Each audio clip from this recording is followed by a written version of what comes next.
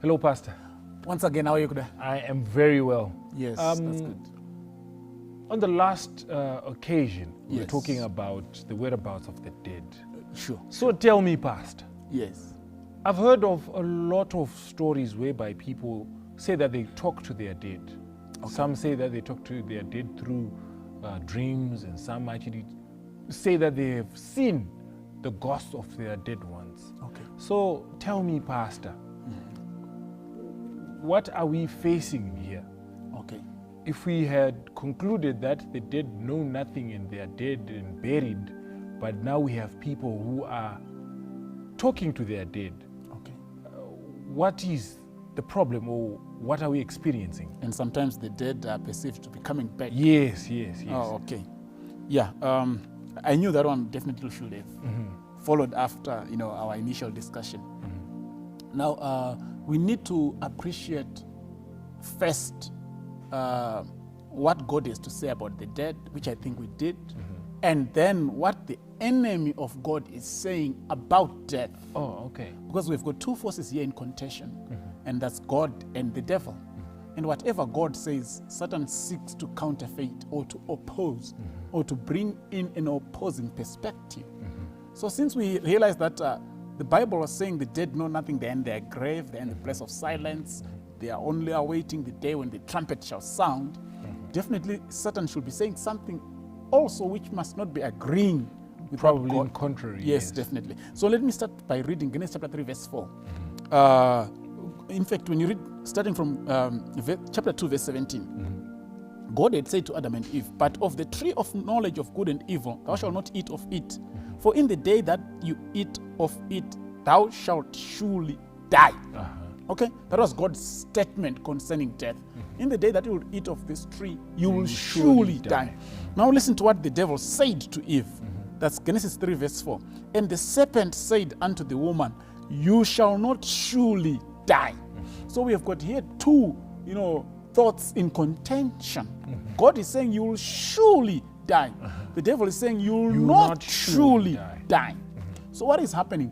The devil, what he has done now is he has put all his resources into play just to make sure that he propagates the lie that he told Eve. His You will idea, not, yes. yes, you will not surely die.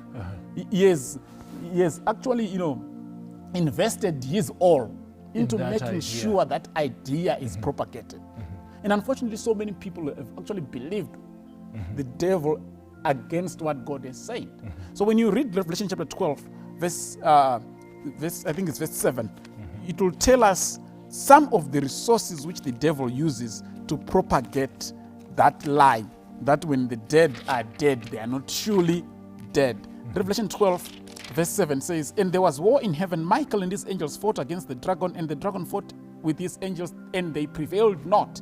Neither was their place found any more in heaven. And the great dragon was cast out, that old serpent called the devil and Satan, who deceives the whole world. He was cast out into the earth, and his angels were cast out with him." So the devil had won about a third of the heavenly angels. That's according to Revelation 12, verse 3. He had actually managed to convince a third of the angels of heaven to come to his side. And these are the very same angels that he uses whenever he wants to make us believe that the dead are not dead.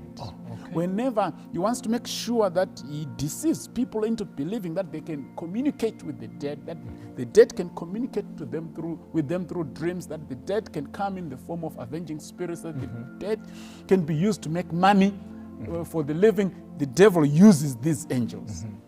Those are his major instruments. Even if you were to read Revelation 16, verse 14, it says these are spirits of devils that go out into the world performing miracles. So they actually perform miracles. These angels, they are spirits of demons or devils. These are demons that do all those things that you were asking. Just to convince us that the dead are not dead.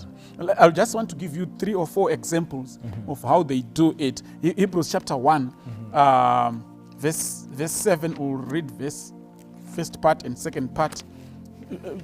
The verses that I'm looking at, Kuda, they shed more light on what angels are capable of doing. Okay? Hebrews chapter 1 verse 7 says, and of the angels he says, who makes his angels spirits and his ministers a flame of fire. I want the first part. God can make his angels like spirits, like wind, which means they can be present, but you can't see them. But you see the effect. If there is wind, you cannot really say there is the wind, but you see the effect. You see, branches waving. You see papers being, taken up into the. But you can't see. But you can't see the wind. You see the effect. So sometimes you are sitting in the house, and maybe I've heard people saying, we saw suds are being eaten from the plate, but we couldn't see the person who was eating the suds. That's true. That was a demon, because they can be like a wind. You can see the effect, but you don't see physically the angel performing that act. And also you can make them like fire. Angels can transform themselves and appear like a pillar of fire. So whenever people say, we saw ghosts in the graveyard, they will appear like a pillar of fire. Especially in the rural areas. You see now, they will never appear, elsewhere except in the graveyard. So that you are really convinced that it's the dead that are, coming back. Yes. You see, so it's a demon that goes into the graveyard. It appears like a pillar of fire, and people say we saw a ghost, so that it sinks into their mind, because people normally believe by seeing. Okay, they saw a ghost and yet that's a demon. It's not the beloved dead who is coming back as a ghost. And also, if you read Acts chapter 12. Verse 7 to 10, that's Peter being rescued from the prison. It actually says even the chains that they fell on their own. And when they came to the outer gate, the huge one, the iron gate, it opened on its own accord. Yeah. Which means angels can cause things to happen, but without you seeing them. Angels cannot be limited by any physical barrier. They can go into a bank and take some money and give you. You just find your trunk is filling up with money. And people say he's got a goblin in Chikwambo in Shona. Yet those are demons that are doing those things. And when you will have been initiated into those activities, you will have appealed to the spirits of the dead in courts. And you think it's your beloved dead that are helping you to be rich. You are dealing straight with demons. Because demons cannot be stopped by any physical barrier. That's how even witches will get into your house when you have locked up everything. It is the spirits of the devils. Yes, those are the spirits of the devils. They are spirits of demons that perform that will perform those things. Angels can also appear as human beings. Genesis chapter 19, the story of Lot, was sitting by the gates of the city, saw two men appearing, yet they were angels. Even the men of Sodom, they saw two men, yet they were angels. And they demanded Lot, bring out those two men. They never said angels. So angels can appear in the form of a human being. You can see right on the street your friend who died. You can meet him on the street.